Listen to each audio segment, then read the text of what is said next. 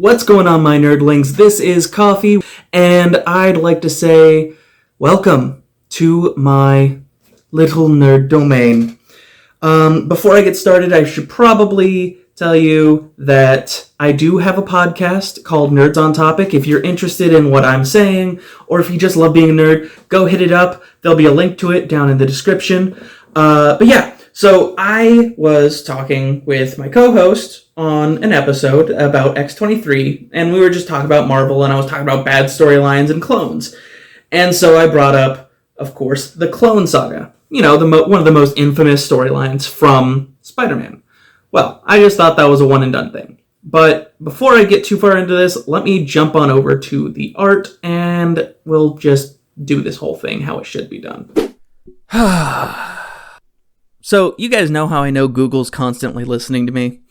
I woke up the other day, like any other day, and I had gone online and decided to look through what news articles Google suggested to me, like I do. And the first thing that I see was an article titled, "Marvel is bringing back the Clone Saga." Now, for those who don't know, the Clone Saga is, well, it had two different entries. The first one was in the 70s, I do believe, and the second one, the most infamous one, is from the mid-1990s, so from 1994 to 1996, and has been called one of the most controversial and worst Spider-Man stories of all time. For those who don't know what happens in it, this villain named the Jackal makes a shit ton of Spider-Man clones, blah, blah, blah. Peter turns out to be a fake, and Ben Reilly, who's the clone that came out of the first Clone Saga, is the real Peter. We find out later that those tests were faked. During this time, we also find out that Mary Jane is pregnant, but that didn't really matter because she ends up losing the baby. Also, Aunt May dies during it. Yeah. Anyways, we found out that Marvel did not learn their lesson. Which is rather depressing. So, like I said, on my Google News feed, I found Marvel announced that this April, they're going to be giving Miles Morales, the awesome Spider-Man who came out of the Ultimates universe, his own Clone Saga, which, my God, I can't believe they're actually fucking doing. That's ridiculous. How could they think that bringing back a storyline it started off great, sure, don't get me wrong, but they destroyed it and is now considered incredibly infamous. Like, seriously. Anyways, the writer of the current Miles Morales Spider-Man series, Ahmed, claims that he knew from issue 1 that he wanted to bring Spooderman his own Clone Saga. Meaning that he wanted, the little Spider Boy to go through the trouble of fighting himself like almost every other hero in all of history ever in comic books has done at one point or another, or multiple times throughout their entire lives.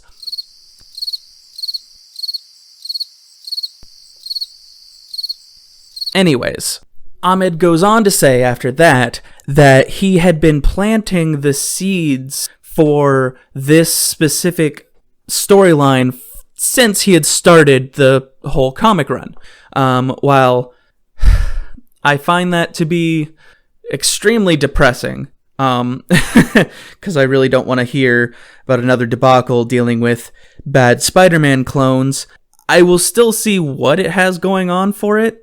The thing that kind of makes me worried is that Nick Lowe, the editor for the current Miles Morales Spider-Man run, also says that if you thought that the 90s Clone Saga was controversial, which I'm pretty sure that we can all agree on that it is, that this will be just as bad.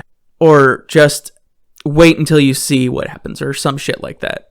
Of course, I am extremely paraphrasing, because I really don't want to have to deal with this. Of course, I don't really have to do it in general. I'm just a nerd. Anywho. Also, I think I just realized that I gave some false information out on my podcast, saying that he sold his soul to Mephisto, or his marriage to Mephisto, but that wasn't right. It turned out that Harry Osborn was actually the guy who was behind the clones, or at least part of the reason, and that there was a disease that targeted the clones. Yeah. Anyways. What was I talking about? I actually really like Miles. He's a good character. He's a great character. And I love that he's gotten his own comic book run that can still go alongside the Amazing Spider-Man run, because I also like Peter. He's one of the few things I like about the Marvel Universe. I also just like those quirky, kind of fucked up characters who are constantly cracking jokes because they're actually emotionally damaged inside, like the rest of us are. But that just speaks to me as a millennial. I digress though, because I went way off topic like always. Marvel has not come out with any more information about the storyline, except for that there's going to be a number of clones that are going to cause problems, and that Ahmed says that hopefully this has repercussions to come out in the year for publication, for Spider-Man comics, basically, which is something that I really like, the having something like the Clone Saga, once again, disrupting any interesting storylines that may happen. Now, maybe if they do their own version of, like, Kane, or their own version of Ben, but for Miles, maybe that'll be interesting.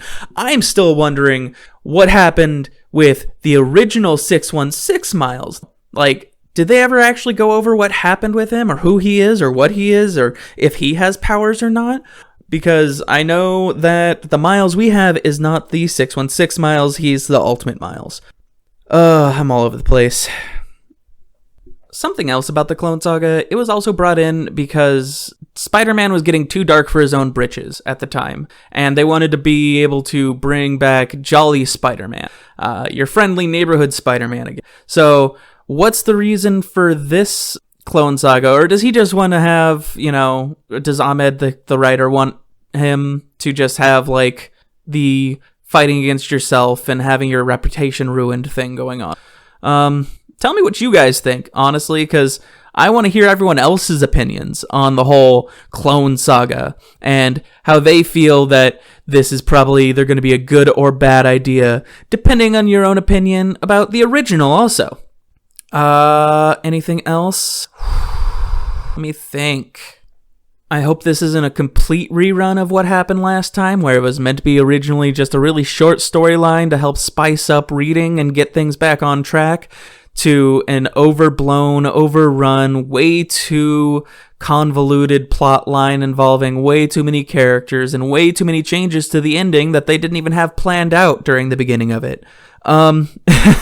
Fuck, I would have almost preferred the Mephisto deal. Like, that would have been more interesting than what actually happened. Because, at least with the Mephisto deal, we know it's happening. Fuck, Spider-Man's had so many deals with Mephisto at this point, I'm surprised his soul already isn't in hell. Or at least the Marvel equivalent of hell. I digress. I know I haven't actually read a physical comic book other than the massive piles of graphic novels I have laying around here in a while, but I haven't read any mainstream comics in a number of years, but I have kept up on storylines and just like things that I read online. But I might actually pick up issue number 25 of the Miles Morales storyline in April, just to see what the fuck they plan on doing with this shit show. Tell me your thoughts in the comments, of course. If you like hearing me and you want to see more stuff from me, go ahead, subscribe to this. Go check out my Instagram. Go check out my Twitter. I'm getting better at posting on those, I swear. Just ask my co-host on the podcast. Go check out the podcast. Everything on my socials will be linked in the description. I said hit subscribe, ring-a-ling that ding-dong bell, and just get notified if you want to see more shit from me. but not actual shit. I'm not gonna shit on the page, I swear. Okay, I might not swear. Anyways, I'm rambling. Alright, I'll catch y'all in the next times. I don't know what that means. Bye.